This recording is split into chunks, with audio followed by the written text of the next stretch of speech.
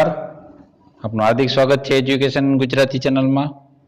આજે આપણે ફોરેસ્ટ ગાર્ડની જે ભરતી આવવાની છે એના માટે આગોતરી આપણે મહેનત જે કરીએ છીએ અગાઉથી જ એના માટે આપણે આ અગત્યના પ્રશ્નોનો ભાગ 7મો પાઠ 7મો લઈને આવ્યા છીએ। જે અગત્યના પ્રશ્નો છે, કયા પક્ષીને સૌથી મોટા ઈંડા હોય? તો એ છે શામવૃગને। કયા પક્ષીને સૌથી લાંબા પીછા હોય છે? તો એ છે લાંબી પૂંછડીવાળું ફાઉલ। કયું પક્ષી સૌથી મોટો માળો બનાવે છે? તો એ છે બાલ્ડ ઈગલ। કયું પક્ષી તેના સાઈઝના પ્રમાણમાં મોટું ઈંડું મૂકે છે? એ છે સામાન્ય કીવી। પક્ષીઓમાં સૌથી નબળી જ્ઞાનેન્દ્રિય કઈ છે? તો એ છે સૂંઘવાની, એ નબળી જ્ઞાનેન્દ્રિય છે એની। પક્ષીઓના હાડકાં પોલા કેમ હોય છે? કારણ કે પોલા હાડકા લીધે વજન હલકું હોવાથી એને ઉડવામાં સરળતા રહે છે। સૌથી મોટું પાલતુ પક્ષી કયું છે? તો છે પાલતુ ટર્કી। સૌથી વધુ આયુષ્ય ધરાવતું પક્ષી કયું છે? તો એ છે યુરોપિયન ઈગલ।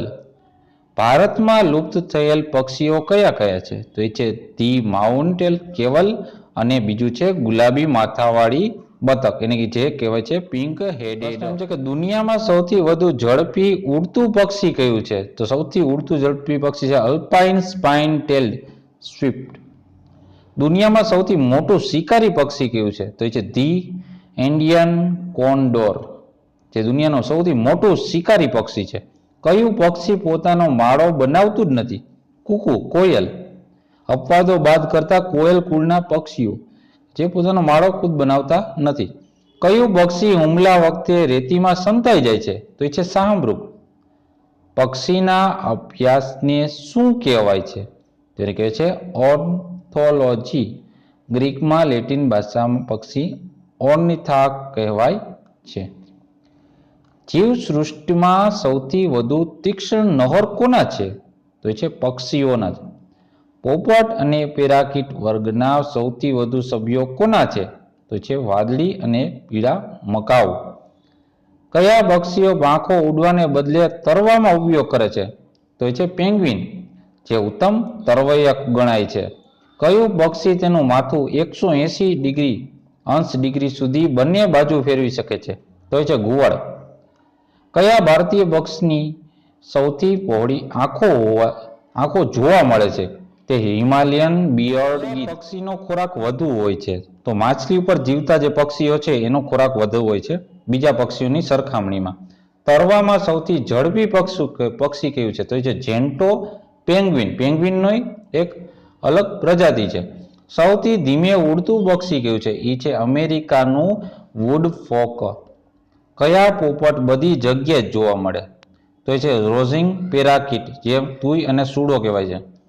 સૌથી ઊંચે ઉડતું ગાયક પક્ષી કયું છે? તો છે રોઝ બ્રિસ્ટેલ રોઝ વિન્ચી, જેને આપણે ગુલાબી તુઈ તરીકે ઓળખીએ છીએ। સૌથી નાનું શિકારી પક્ષી કયું છે? તો છે વ્હાઇટ ફ્રન્ટેડ ફાલ્કોનેટ। સૌથી વધુ પીછા કયા પક્ષીના હોય છે? તો એ છે વ્હિસલિંગ સ્વાનના, જેને આપણે સિસોટી હંસ તરીકે પણ ઓળખીએ છીએ। સૌથી ઓછા પીછા કયા પક્ષીના હોય છે? તો એ છે પિગ્મી ઘુવડના, સૌથી ઓછા પીછા। કયા પક્ષીઓનો સૌથી મોટો વર્ગ છે? તો એ છે ટાયરન્ટ ફ્લાયકેચર, એ માખીમાર છે, એક પક્ષીઓનો સૌથી મોટો વર્ગ છે। ભારતનું સૌથી સામાન્ય ઈગલ કયું છે? તો એ છે ટોની ઈગલ દેશી ઝુમસ, જેને આપણે ઓળખીએ છીએ। શરીરની લંબાઈના પ્રમાણમાં સૌથી નાની ચાંચ કયા પક્ષીની છે? તો એ છે નાઇટ જાર, દશરથિયું અથવા છાપો કહેવાય છે।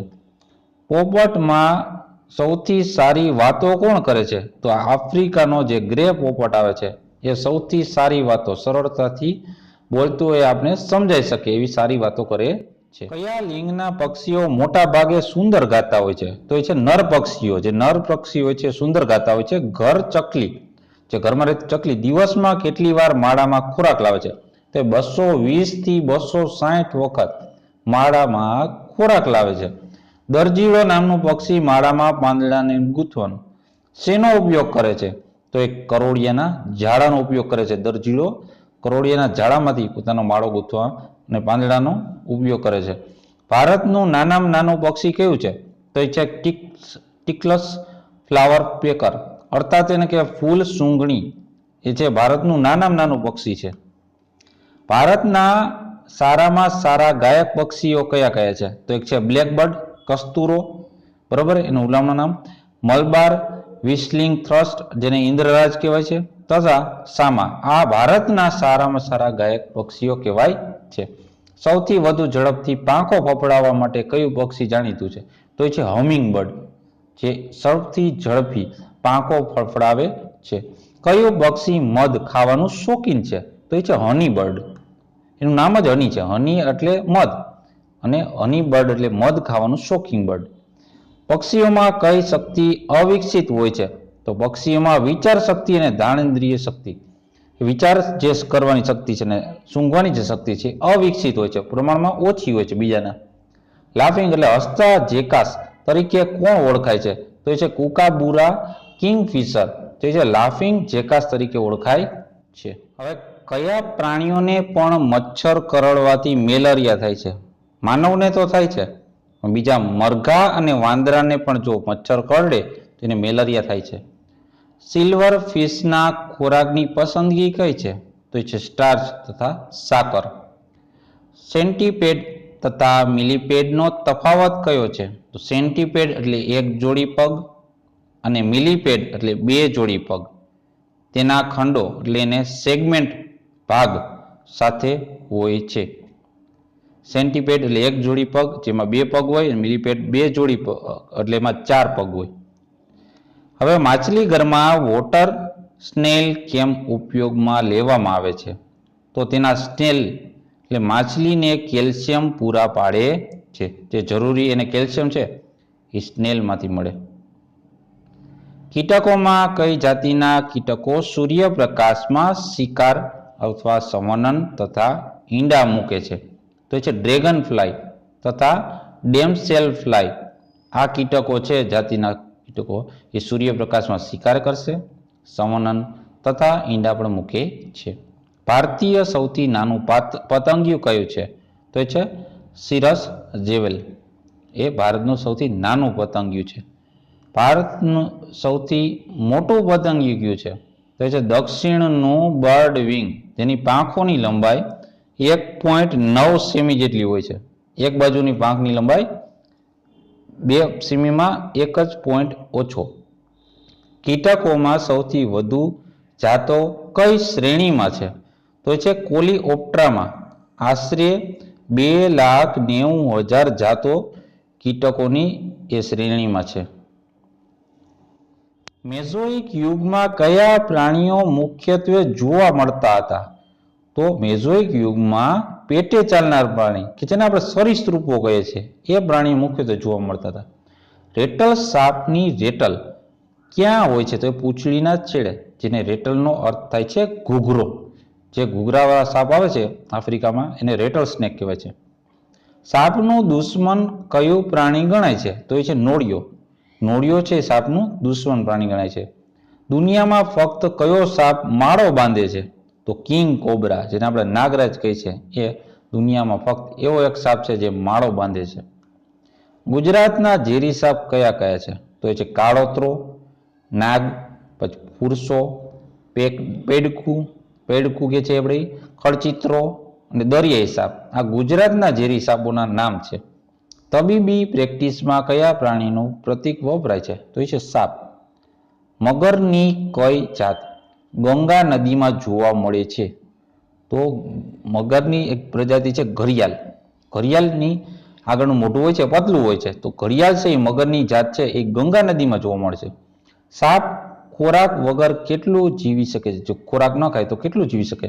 તો સાપ ખોરાક વગર 7 માસ એટલે 7 મહિના સુધી જીવી શકે છે. અળસિયાના શરીરની રચના કેવી હોય છે? તો અળસિયાની શરીરની રચનામાં અળસિયાને પોતાનું હાડકાનું જે હાડપિંજર હોતું નથી, એને અસ્થિ હોતા નથી. કાચબાનું કવચ શેનો ભાગ છે? તો તો એ અસ્થિ કંકાલનો ભાગ છે, જે એક પ્રકારનું અસ્થિ કંકાલ છે, એટલું મજબૂત છે, કાચબાનું કવચ, જેને આપણે ઢાલ કહી છીએ. કયું સરીસૃપ જમીન ઉપર દોડી શકે છે તેમજ પાણીમાં થોડા અંતર સુધી તરી શકે છે? તો એ છે ઈગ્વાના. ઈગ્વાના નામનું સરીસૃપ જમીન પર દોડી શકે છે, જે દરિયા કિનારે છે, મોટા કાચિંડા એક જાતના, જે ઈગ્વાના કહેવાય છે, જે પાણીમાં થોડા અંતર સુધી તરી પણ શકે છે, અને એ પણ ઝડપથી. કયો સાપ તેને જરાય છંછેડવામાં આવે ત્યારે ઊંધો ફરી જઈ મૃત્યુ પામેલ હોય તેમ પડી રહે છે? તો એ છે કોમન રેડ સ્નેક. એ સાપને જો છંછેડવામાં આવે તો એ રીતના પ્રતિક્રિયા કરે કે એનું મૃત્યુ થઈ ગયેલો સાપ છે, એટલે છે કોમન રેડ સ્નેક. તો આ હતા ફોરેસ્ટ ગાર્ડની પરીક્ષા માટે અગત્યના એવા પ્રશ્નો અને એના જવાબ. તો જોતા રહો એજ્યુકેશન ગુજરાતી અને શીખતા રહો. થેન્ક યુ, આભાર.